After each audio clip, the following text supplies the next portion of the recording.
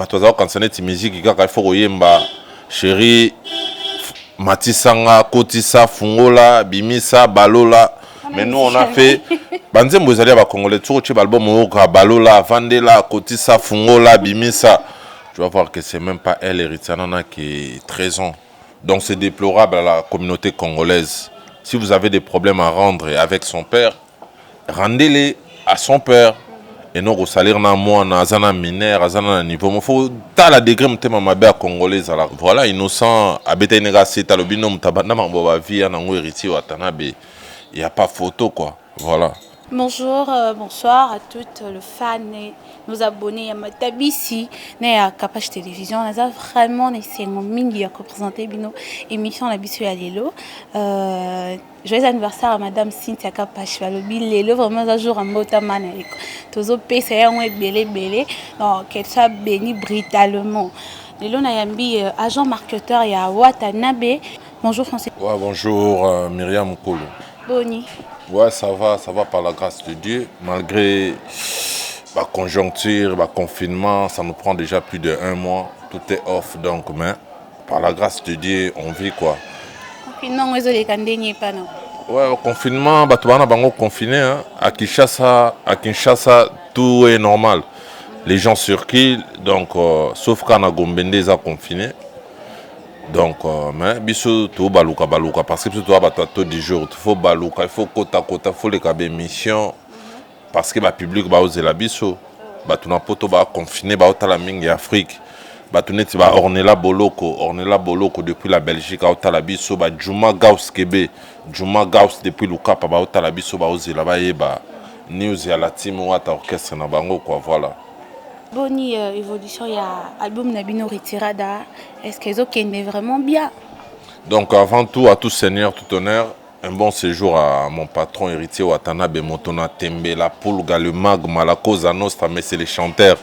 L'ambassadeur suprême, bon séjour à lui, il est confiné à Paris. Namoni Bongo, Régine Lunga, Jonas Vitesse Aimo, Dodi Chung de la Défense, Kanklo Sambila, Kota Belgique, Toisa vraiment belé. Na pesi bango bambo te bisika bazali bossa na poto il y a de cela 1 mois baba boulot na biso olobi c'était quoi ta question album na liboso Retirada ça se passe comment bon on bien en absence à présent Retirada carrière d'honneur et bima déjà il y a de cela 3 ans to beta sous un album to beta la musique intelligente parce que batoza quand ça net musique kaka il faut koyemba chéri matisanga kotisa fungola bimisa balola. Mais nous on a fait banzembo ezali ba congolais tout ci album oka balola vandela kotisa fungola bimisa. Mais tu vas voir que dans banzembo neti ba bem oka la musique intelligente bem nzembo papa Lutumba ndima paix à son nom papa Lutumba aloba na l'une des émissions à Willy Kayembe bem mes chansons préférées na paix à son nom papa Lutumba akenda tout ça la banzembo neti ba tout en noir ba DDD ba Betifo ba j'aime mon mari Cure d'âme, Julia de Luxembourg. Album mes yeux volait bien, il y a de cela 3 ans depuis tout l'ensemble. On a pas mal fait des concerts, Brazzaville, Abidjan, Angola, Togo, malgré Bambri, Olympia de Paris, malgré combattants. Album se déroula bien, plusieurs concerts à Navi, là on a capitale, tout bêta vraiment donc. Et évoluera bien, Tilelo, et bêta on a bar, so côté na boîte, album mes yeux évoluait bien.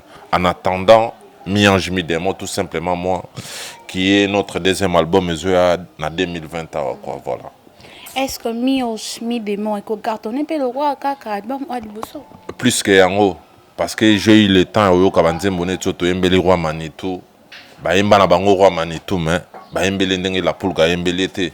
Toi, na Banze Moneto, il y a Mariam Kapinga, qui est l'épouse de Maître Kazi, Ananzema Mobimba, Maître Tete Kabo Kabwe. Ananzembo sans oublier les Maboko Bank Ted Tendai Ananzembo Moko mère P maman na biso Rachel Fouta Ananzembo Alain Fofana le meilleur jeune de Bruxelles à Ananzembo Banzembo ezali vraiment j'ai eu le temps à écouter des chansons Bem Bernadette Massengo pa Ananzembo donc tu vas à la passer en 2020 après le confinement toye suite à Makambo parce que l'album en ici tout le monde peut de part il y a Diego Milito. Il est déjà accueilli, mais il y a déjà dans 4 ans. Si le frère a eu à intervenir, tellement né Tolobaka, ou attendez Makambo, ou attendez mon mouvement nae, c'est lui qui a le vision d'un kumbe l'orchestre nae. Donc Tololuka Miyembe Bazawana, Cédric Mbongo Baza, nouveau réécrit Baza, peut-être bah vous chance à intervenir dans Miange Midemont, Diego Milito le meneur du G, Soda Makasi. Tout souhaiter bonne chance et puis bon vent quoi, voilà. Voilà. Souhaiter bon vent. Besoin nous na rédaction il y a bien parce que Toyo comment c'est net.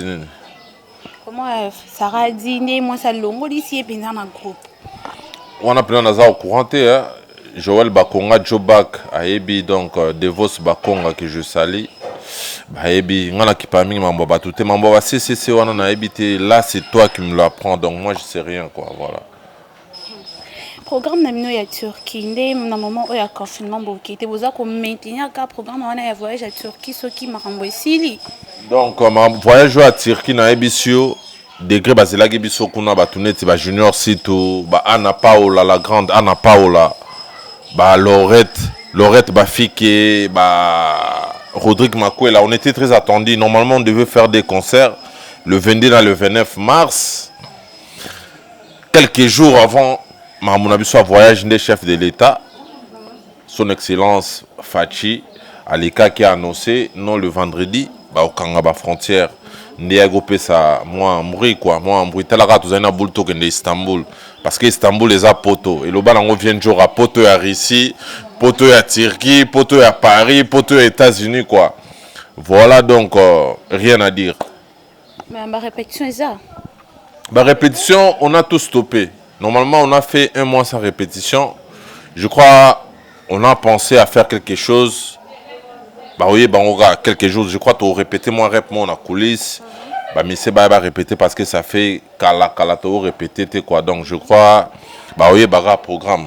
Parce que tu vas apoka chama sunda mère na biso Mireille Ileka ma Mireille Ileka bon guérison ba ota la biso vraiment baza soit faire mon mouvement na bango donc je crois ba au programme auto répéter à coulisses soit na résidence à Mokonzi soit na Grand Kassai par rapport à l'entraînement tu ebi voilà ouais Francis Dubata on a vu comment teki vidéo ya mwana na bino etambola ki vraiment photo vidéo tant moment qui vidéo ya Ritiana et ça la qui onde c'est même pas elle ce sont des vidéos montées tu vas voir que c'est même pas elle Ritiana qui est 13 ans donc c'est déplorable à la communauté congolaise si vous avez des problèmes à rendre avec son père rendez-les à son père et non au salaire na moi na zana mineur azana niveau il faut ta la degré mtema mabe congolaise à la donc vraiment toi déçu dans comportement congolais quoi donc toi déçu donc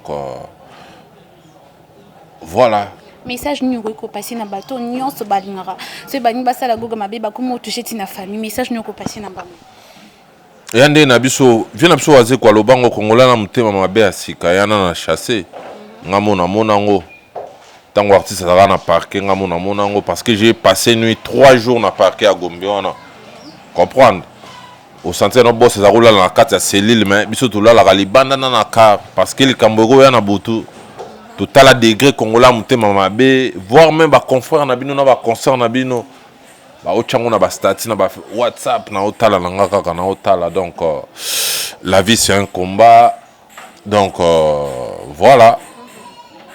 Voilà, nous avons vraiment commis déjà qu'au chité na biso na fin émission.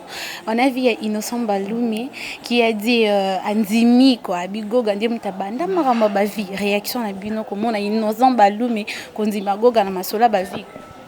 Il y a de cela tout bête là quand on a vu je crois il y a 3 ans passés tant tout bête qui a 1 million de vinde to posta en auto bino rumba na biso tout comme ça parce que c'est rané zaki passe rumba bête ba 1 million de vues mais BM rumba mon sans bêtises et bêtises 1 million de vues mais les lots quand la tête au coup ça 10 millions de vues voilà Innocent a bêta négacé talobino mutabanda mambo ba vie na ngo héritier watanabe il y a pas photo quoi voilà. Donc toi je dis que seulement il n'y a pas photo. Comment on a ndenge bande comme sous et benda qui moi ba maramba c'est na ba maramba ba vue wana bino boyembe na ngote. Conseil ni boko pesa na bande ko na bino ba koma ko bundela ko sonela maramba ba vue. Conseil toko pesa toi na ba congolais balé qui va banga mikolo peut pas respecter balé qui est à la vice versa conseil na repesa ngwana voilà. Francis Dibaya, mais pourquoi vous hein la supposition pourquoi vous longoli ça rentona parce que par exemple parce que Alekisa qui vidéo ya Ken Piana azo finga azo critiquer quoi wata na Diego Milito. Je suis pas au courant de ça, donc voilà. Non, mais tu n'es pas au courant de ça. Pour Natala Nangangote, j'ai pas d'amis dans ma musique. Musique n'a pas de caméra dans le lobby, na zongi nanga parler, na vandi nanga na ba Diego Sipo, na ba Christian Botoua, na ba tunanga ba Nehemi. Ba dire ba tout des fois sur mon ango les kana chombo na mon ango na chombo, mais je suis pas trop un tel à loba qui un tel à salibo. Voilà, je crois que nanga Mbotalika sou appelé sanga conseil Francis Salabolo na yo, voilà. Est-ce qu'on peut nous poser la question à nga et Sarah Oki Makaya Diego ngalandela maramona tina qui parle. Diego Naïb surtout souhaiter bonne chance. C'est un grand soldat, un grand chanteur de la team Ouata.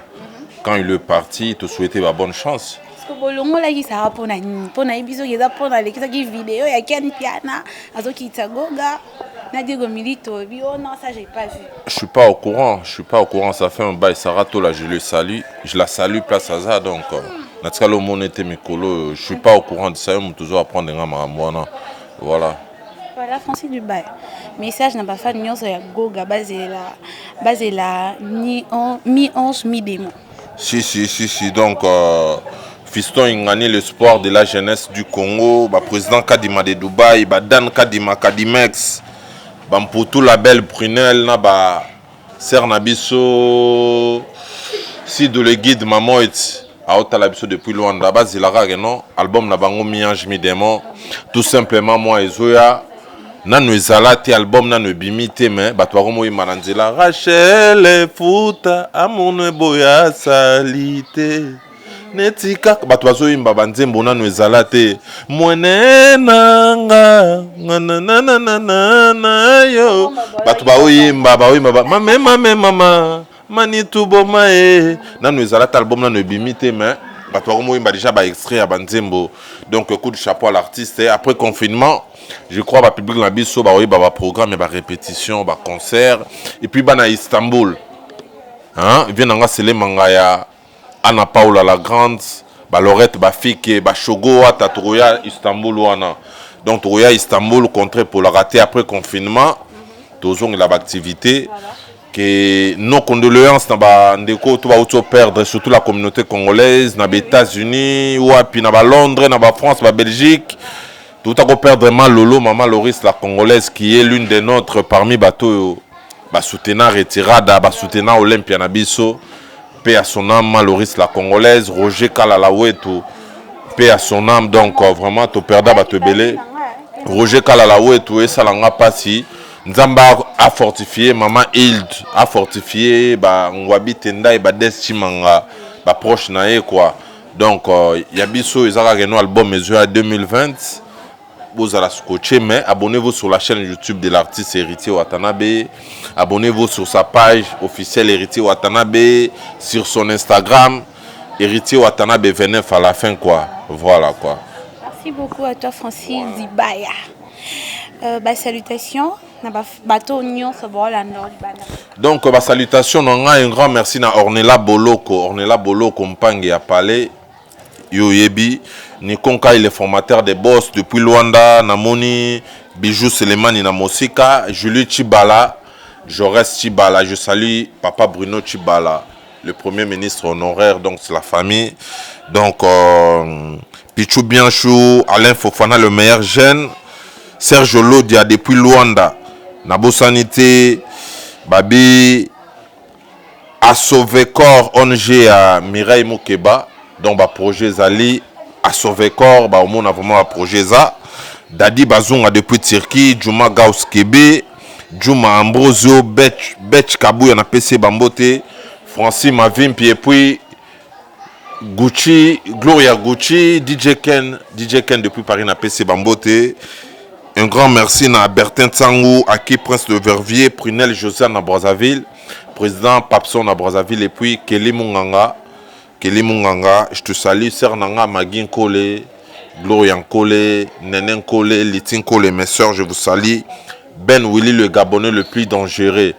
Na Luanda, na Monique Xavier Lopez Dizamboka, et puis Mandela Weston, impresario. Na Monique Soussou, na Luanda, Mandela Weston, Serge Tata Kibokolo, Jacques Chiki a point d'interrogation, et puis Jobour Mala, la mère Nabiso Vali. Na pesi bango bambo te bisika ba otala biso quoi. Et puis joyeux anniversaire na Cynthia Kapashi pena usoko wa miniwe moniwe wana na betsa ngona ndenga mboka. Irsila Kapashi sœur na biso ki jana Pointe. Gelor Kapashi bakota Luanda donc na bosanité et puis Mutalikasu parce que ngana zaka na Angola. Mutapesa nga boule Francis Diba zonga kin il y a ta place là.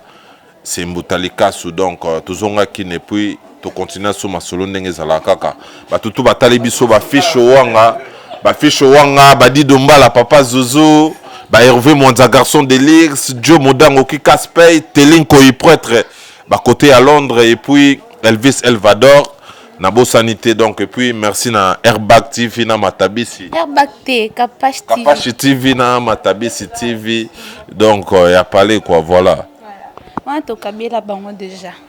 Voilà, nous sommes arrivés à la fin de notre émission d'aujourd'hui. Je dis bonjour à toi, Brigitte Bossier Kota. Je dis bonjour à toi, Goussi, Goussi Abarosi. Je dis bonjour à Joe Mystique. Merci à toi, Axel, derrière la caméra. Je dis encore une fois, pour clôturer, joyeux anniversaire à Cynthia Kapash. Moi, je vous aime beaucoup. Et puis, on se retrouve prochainement. Merci.